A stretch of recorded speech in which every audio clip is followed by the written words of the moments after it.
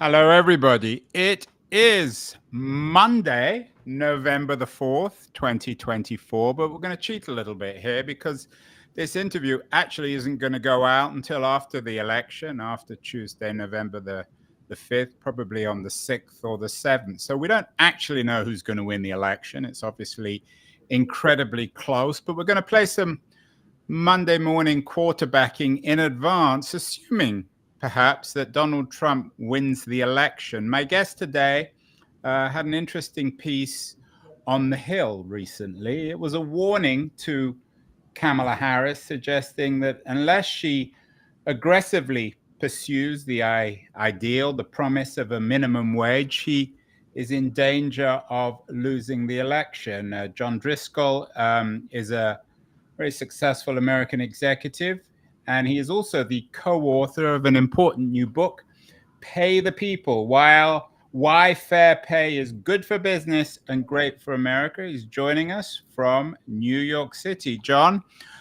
congratulations on the new book. It's out this week. So let's play this game. We don't know, you and I, like everybody else on November the 4th, we have no idea who's going to win the election. But if Trump was to win the election, do you think one reason might have been because Harris didn't, as you suggested in your very provocative Hill piece from a week or two ago, she didn't seize the mantle of the minimum wage? I think there's no question, Andrew, that the neoliberal consensus that sort of drove the Democratic agenda, really from the Clinton era, sort of dropped paying the people and paying a living wage from the agenda. They assumed that the market would somehow self-regulate, when in fact workers have, since last 15 years, have fallen farther and farther behind. And that's led to grievance, that's led to resentment, that's led to a sense that that key element of the Democratic Party, regardless of who wins on the election day, has been left behind by a lot of the Democratic leaders. And a living wage, a minimum wage, has been sort of one of the Democratic standards since Franklin Delano Roosevelt. And I do think that the Democrats in general have lost the string, even if Kamala made it an element of her agenda.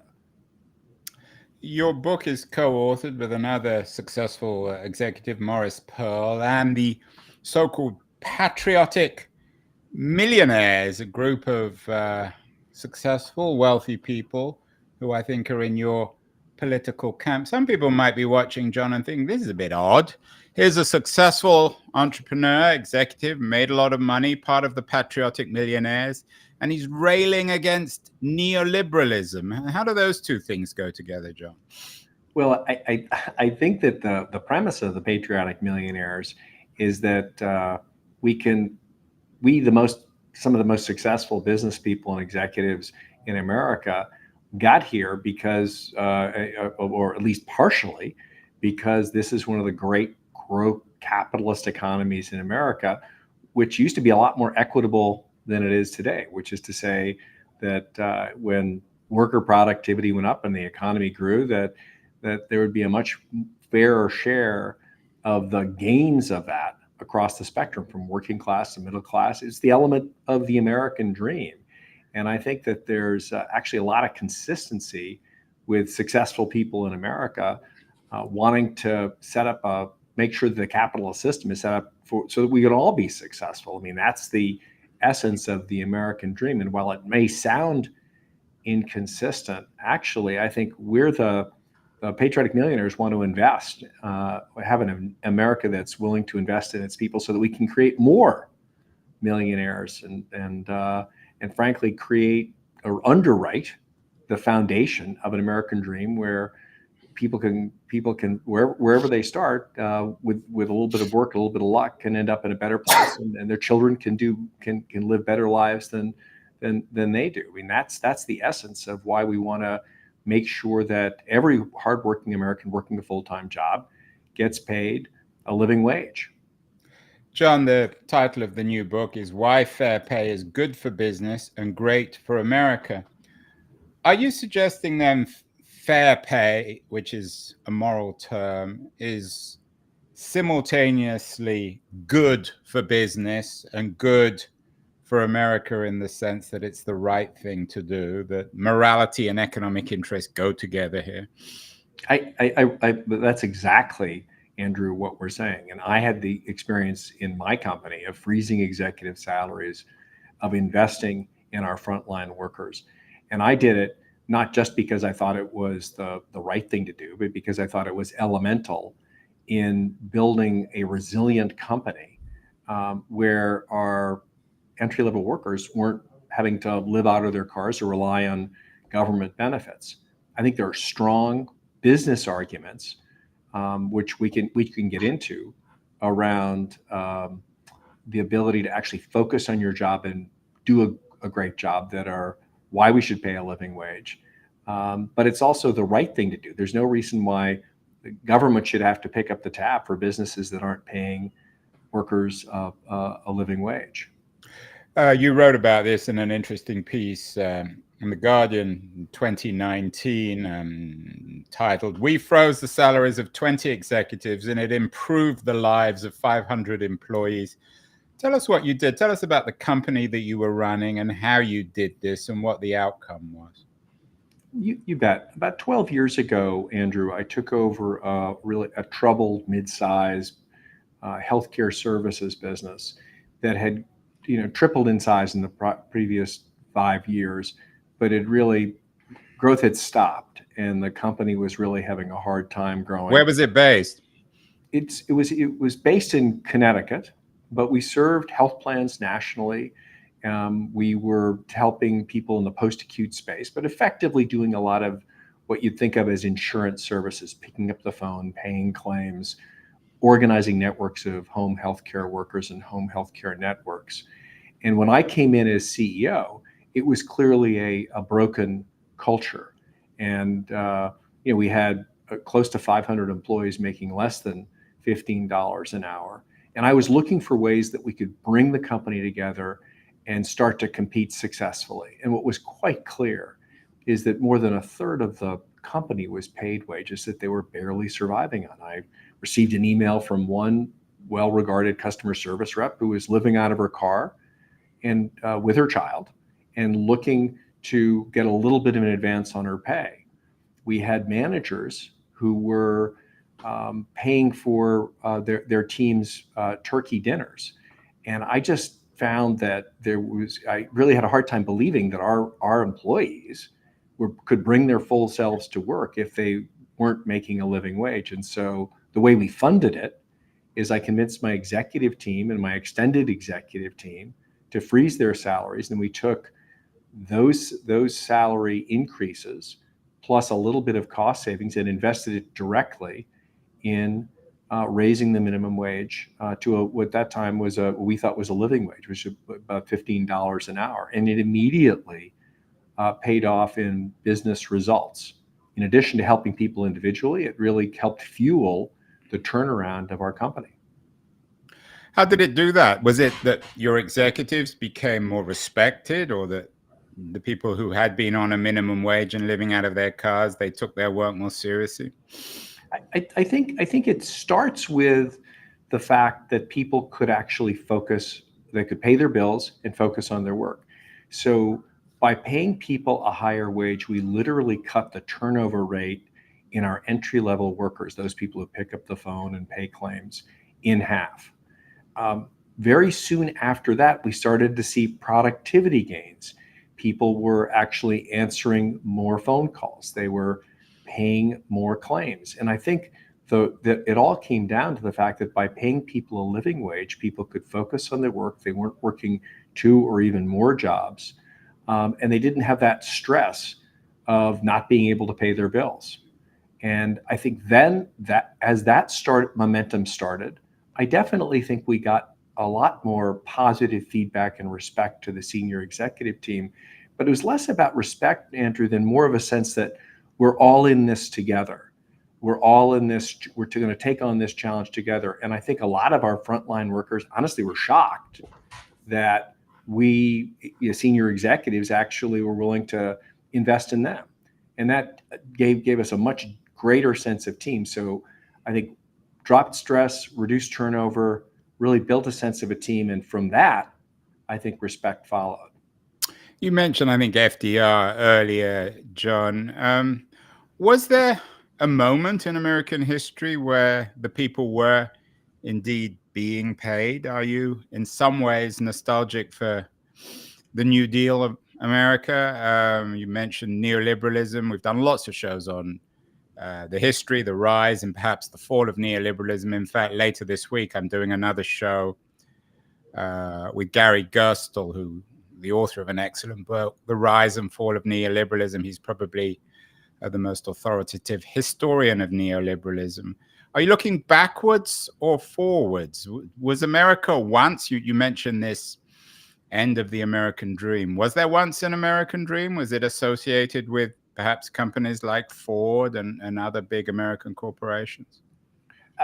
Andrew, I think it's worth looking at what drove the American engine that made us the most attractive place to work, to live, and to emigrate to in the world.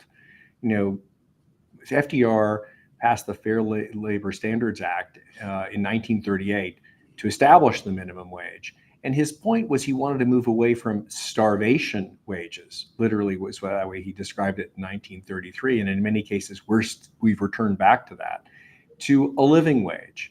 And between 1938 and the mid 70s, the productivity of the American economy grew by about 97%. And the average wages, median wages in America, went up by 91%. There was a real alignment between all of the workers' productivity and wages. And yet, towards the end of the 70s to the mid to the 2015, productivity continues to grow by about 71%, and wages go up by less than 10%. What happened with the neoliberals, starting with Reagan and running through the neoliberal democratic consensus, is when you unhinge productivity from wages, you're going to get, in addition to a sense of unfairness and grievance, you really are pushing particularly non-college educated workers farther and farther away from the opportunity to create an income and a career where their children can do better than they, which is the basis of the American dream. You know, we used to structure it that way. We used to pay for it. And yes, I am looking back to that era when if you worked hard and you were productive, you were paid and had an opportunity to succeed in America. And I think we've lost a little bit of that. And that's exactly what we argue in our book, that if we can get back to a level playing field of investing in a living wage, we pay the people, that we could actually not just have a fairer America, but even a more productive America, and an America that actually has less grievance and more alignment. And of course, there are lots of political dimensions. John, you talk about a level playing field. There are lots of narratives about this, alternative narratives on the left and the right. One narrative is that it's all very well idealizing the America of the 1930s, but of course it was still a Jim Crow America, an America where most women didn't work. So the only really beneficiaries of this ideal America, where the dream supposedly still existed, was for white men. For everybody else, particularly African Americans and women, they were still on the outside. That's one perhaps way of thinking or responding to your argument.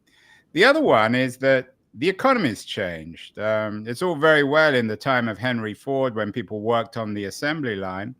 But in the age of Steve Jobs, where one guy like Jobs could come up with the idea of the iPhone and create a $2 or $3 trillion company, the value of the worker has gone away, and the value of a Jobs or a Musk or a Mark Andreessen, a Peter Thiel, a Reid Hoffman, a Jeff Bezos has become so dramatically larger that they're simply reaping the benefits of what they deserve. Perhaps you might address both those arguments.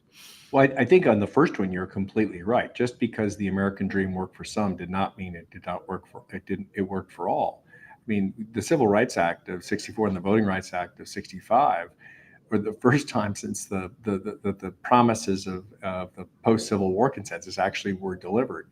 And certainly the rights of minorities and women and the opportunities for them were only slowly and never really fully realized, even now. But just because the dream is imperfect doesn't mean we should take it all away. We should make sure that and frankly, it is in the best interest of business and the economy to be inclusive. So I would agree with the first point, but say that it's additive, But not is there enough? I mean, negative. some people might say, particularly I think conservatives, that there isn't enough to go around. That it's a zero-sum game. So not everyone can Well, benefit. Not everyone can reap the I, benefits of I look American as capitalism. the grandchild of working class. And my grandfather was a janitor. My grandmother was a nanny. I don't believe that. I mean, America. One of the great promises and realities of American capitalism is we can is actually the opposite of that. We to your point about not just in software, but whether it's painting or construction or software, capitalism is the gift that creates growth, that allows us to actually potentially distribute more, not just wealth, but opportunity that creates wealth. So I think it's an engine that feeds on itself. With regard to your second point, uh, there are millions, tens of millions of service jobs in the American economy. And if you look at those service jobs, I mean, 40% of America works in jobs that are pay less than a living wage. And I just don't think that makes any sense. And when we've actually raised the minimum wage, I mean, the California fast food minimum wage, $20 an hour. There were a lot of people pulling their hair out on the conservative right, concerned about the destruction of the fast food economy in California. Well, since the minimum wage for fast food workers in California passed over a year ago to $20 an hour, there are 10,000 new fast food jobs that have been created. So actually, raising when I talked about investing in that level playing field, that's actually going to create, I think, more growth in the economy. And that we've seen that result time and time again, most recently in California, where when we raised the minimum wage, we actually saw the number of jobs in that industry go up versus go down. But coming back to my point, you froze the salaries of 20 executives at your your mid-size healthcare company in the 20 teens and improved the lives of 500 employees. If they tried to do the same at Amazon or Apple, the senior people might say there, why should we give up our huge wages because we're the ones driving the value? And that anyone can be in customer service, anyone can manufacture something, but no one can come up with the kind of ideas that a Steve Jobs or a Jeff Bezos can come up with. So they deserve the enormous wealth. I'm not suggesting I believe that, but it's certainly an argument you hear in Silicon Valley. But again, we don't live in a zero sum economy, and just because we raise the floor doesn't mean we cap the top. I mean, I happen to believe, as do our team at Patriotic Millionaires, that we have a tax system that could be made a lot more equitable.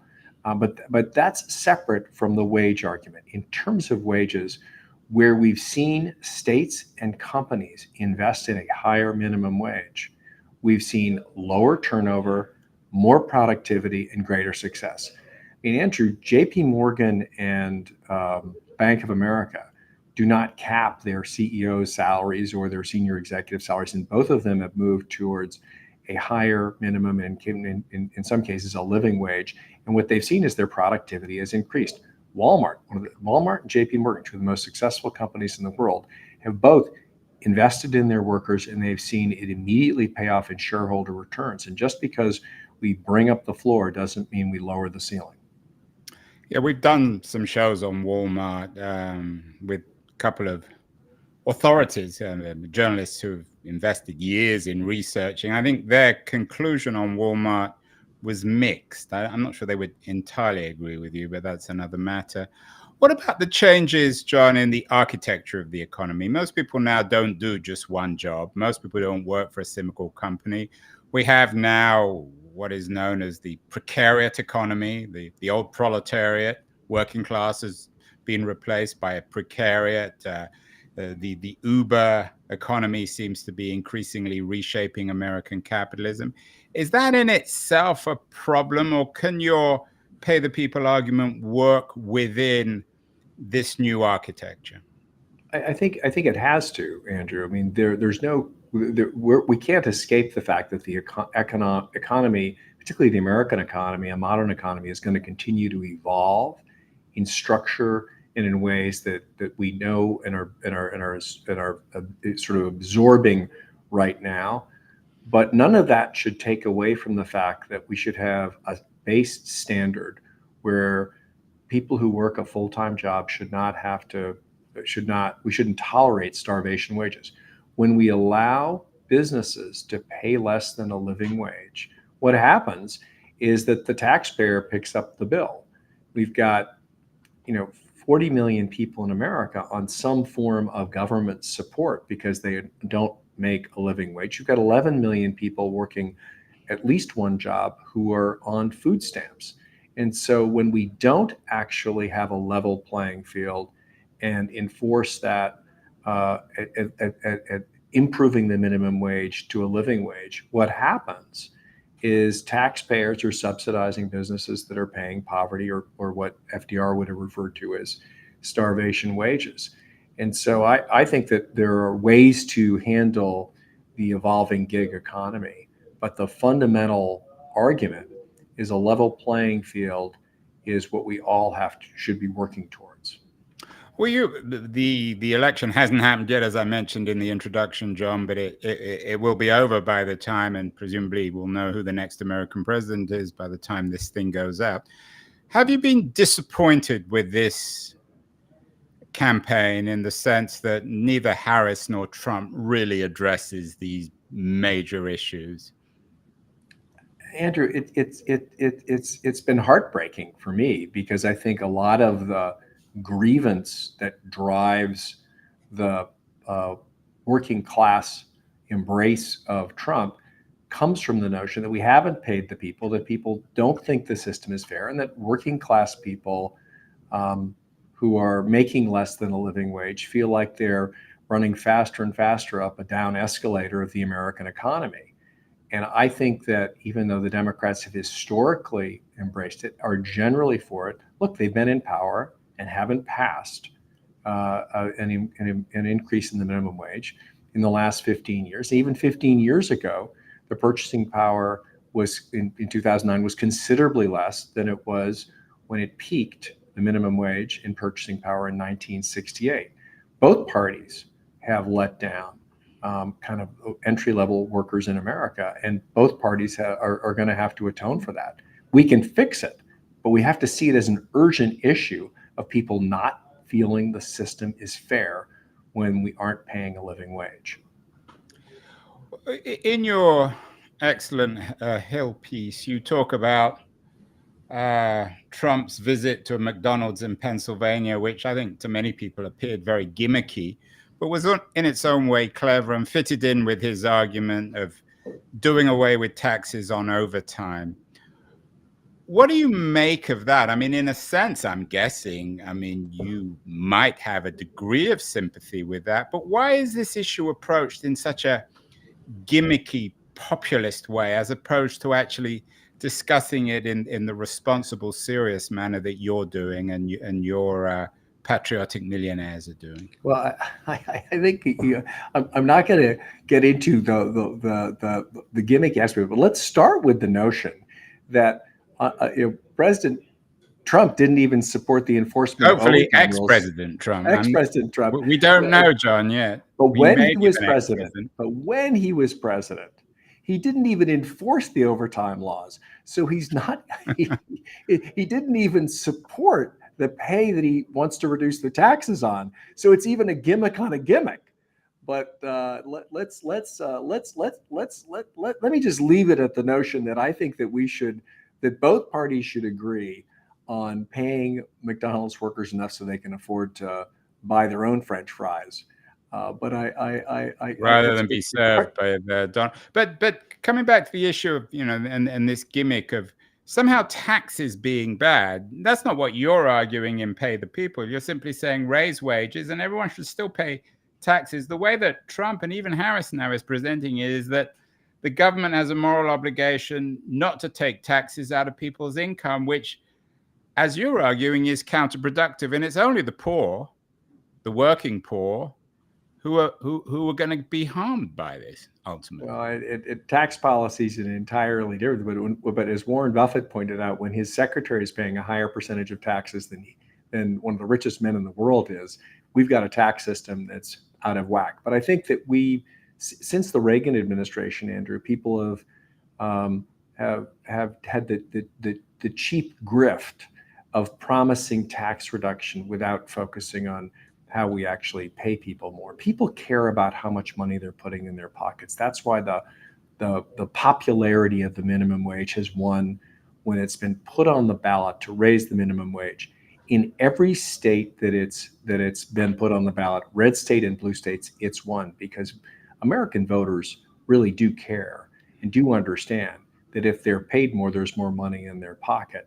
Unfortunately, the political leadership has fallen in love with what I think is, for too long, with this kind of short-term trade of tax reduction as opposed to long-term investment in wages. And we can talk about what an equitable tax system would look like, but a fair tax system starts with taxing something that you're actually paid that fairly for your work. And when we are not paying for the productivity of the American worker, and we're allowing the minimum wage to drift down, of course, people are going to be voters are going to respond somewhat positively to any discount or opportunity that they've got. But the fundamental problem that people are feeling that drives that need for a tax reduction is desire to put more money in their pocket. The fastest way to do that is to enforce or to sort of sustain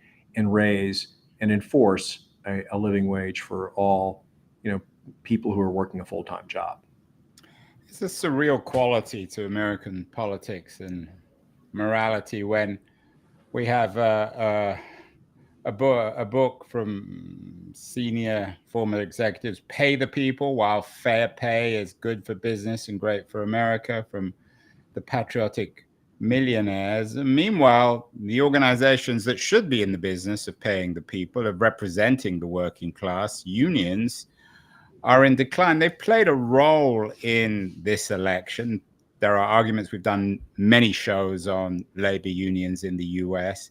How central, in your view, John, is the decline of labor unions for this crisis of pay in America? I think it's pretty important, Andrew. If you look at when pay was really tied to productivity, that period from 1938 to 1970, union membership peaks in sort of the late 50s, early 60s at around 30%. And now it's less than 10%. So I've got to think that the voice of workers, entry-level, working class, non-college educated workers, has been diminished with the decline of union as part of the American workplace, because you see it tracking down at about the same level. But I also think there's a fundamental misunderstanding that some business leaders and many politicians have, that if you don't pay a living wage, somehow it's okay and that people will get by and somehow the system will improve, when actually not paying fair pay is leading to more grievance, more taxpayers subsidizing businesses that are paying starvation wages, as Roosevelt used to refer to them, and giving us an American economy where people don't feel like they're all in participating fairly. And I think that's leading to a lot of the anger, grievance, and just disappointment that a lot of voters feel. I'm sure it's associated with the unions, but you can really literally differentiate between businesses like JP Morgan and Walmart that have increased their wages and productivity has been increased, and others like many of the fast food companies that are trying to keep those wages down in some short-term trade that's leading to I think more and more workers and frankly voters resenting the system that they believe they're working for, and it isn't serving them. Walmart, I think, is an anti-union company. You've worked. One of your last jobs was at the Walgreens Boots Alliance, so you're very much familiar with large American corporations and a company like Walgreens that employs hundreds of thousands of people. Are you against unions? You seem to sidestep this question a little bit, because some people might be listening to this and thinking, well, we respect John. He's obviously a decent fellow, but why should the working class be reliant on trickle down from senior executives? We want our own organizations. We want unions to represent us at the table with guys like John and to hammer out our interests. Isn't that the heart of the issue? Andrew, I'm actually a pro-union, and I've worked in organized workplaces as an executive when I was working at Medco Health Solutions, and I've worked in organizations that weren't unionized. Walgreens, remember, bought my company. I actually think that unions can be a real positive force. They aren't always, and neither are businesses always positive forces. But I think our economy is fundamentally suffering because workers do not have a voice at the table. And I personally, as an executive, believe that we would be better off if we had more organized workplaces. And I've worked successfully as an executive in those where unions were represented and those that there weren't. And the businesses aren't different, but the conversation is different. And I think that workers need more of a voice and a place at the table when these issues are discussed. So I absolutely agree. We can't. I mean, all you have to do is look at the track record of when workers rely on trickle down, things don't trickle down. So and that was, of course, a Reagan term. John, we don't know what the outcome of the election will be, but if Trump wins, it's likely that one of the most important reasons, he will have got a considerable percentage of the vote of particularly the white male working class. In other words, the arguments of progressives don't seem to be breaking through. I mean, why would poor people, underpaid people, half unemployed people, people on a minimum wage, particularly in low-paying states, why would they ever vote for Trump? It's easy, of course, to criticize Trump, but isn't the problem on the left? Why hasn't Harris embraced this issue, which presumably would have won a lot more votes from working class people? Well, I think it's the Democrats have not. They haven't delivered a raise for the American working class, and you see Say that again. That's an important point, John. The Democrats have not delivered a raise to the the working class.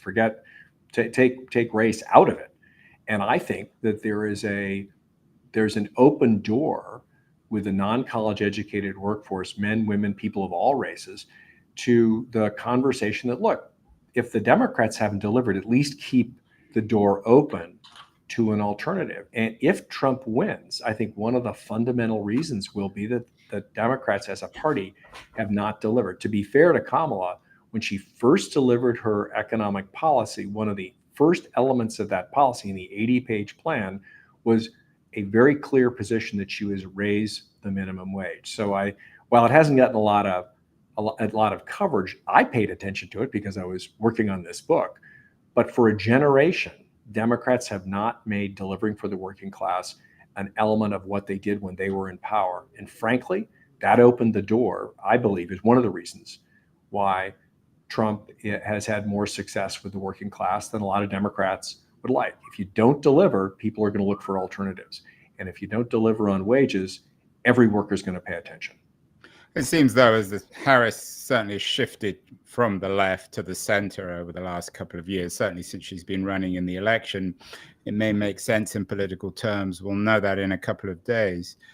But what about the progressives within the Democratic Party? Are you really arguing in Pay the People and in your work and thinking that a Bernie Sanders style candidate, or even Bernie himself, should have been running in this election, and that his arguments, which some people see as socialist and others see as simply common sense, would be a much smarter ideological investment than the rather mishmash nature of centrism that seems to dominate the Democratic Party?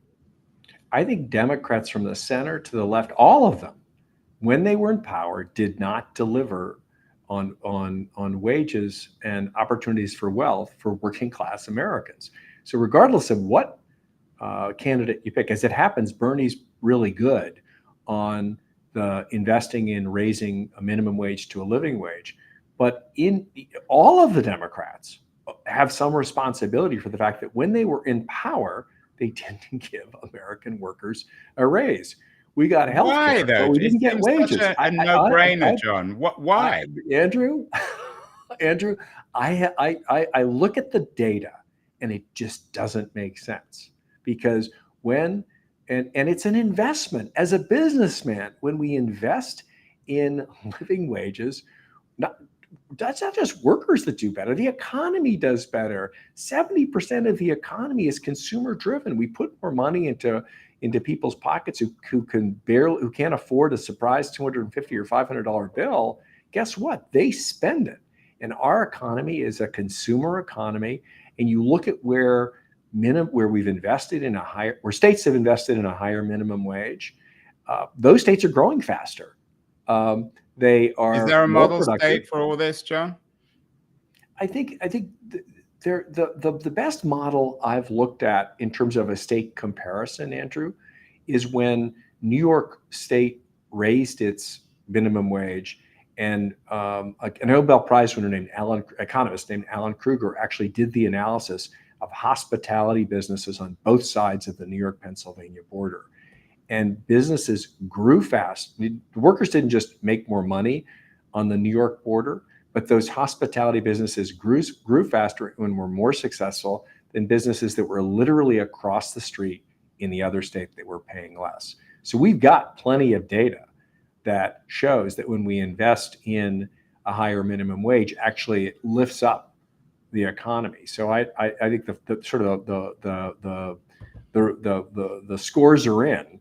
And when you invest in a higher minimum wage, you get a faster growing economy, in addition to one that's more equitable. Final question, John. If we had Biden on the show, or one of his people, I'm not sure what they would say on minimum wage, and I'm sure they would challenge some of your assumptions. But I'm guessing what they would also say is that we've invested whatever it is, $2, $3, $5 trillion in the economy, in the CHIPS Act, number of other investments. And ultimately, for the benefit of the American people, that's more important. Setting up, I don't know, chip factories in upstate New York than raising the minimum wage from $15 to $17 or $18. Now, I know you would say, well, the two aren't mutually incompatible, but isn't ultimately, you talked about the miracle of the American economy. It is growing faster than anywhere else in the world, especially in Western Europe. And ultimately, what policymakers should be focusing on is growing that economy, because if it does grow, then ultimately, and I don't like this term, but it will trickle down into people's wages. Yeah, I think with all due respect, Andrew, that's a great long-term growth strategy for the economy, and it's not inconsistent short-term to put money in people's pockets and make sure that people are paying a living wage. If you give America a raise today, it'll immediately pay dividends, and that will help you make sure that you've got workers who are trained, rested, and ready to work in that chips factory whenever they're built 5 or 6 years from now. Well, we did some futuristic Monday morning quarterbacking, John. We're talking before the election. This will go out afterwards. Any guesses who's going to win? No guesses at this point. What about you, Andrew? No, you're too wise to guess, and you're even wiser. You're going to throw the question back at me. I'm going to sidestep that one too. But we will see, John. And it's an all-important question. Whoever wins the election, and I think we'll return to it. Really interesting conversation. And we'll do it again. Maybe we'll get your co-author, Maurice Pearl, pay the people on the show. Most important question, which certainly isn't going away, whoever wins the election. Thank you so much, John. Thank you, Andrew. And remember, pay the people. It's still going to be relevant after the election.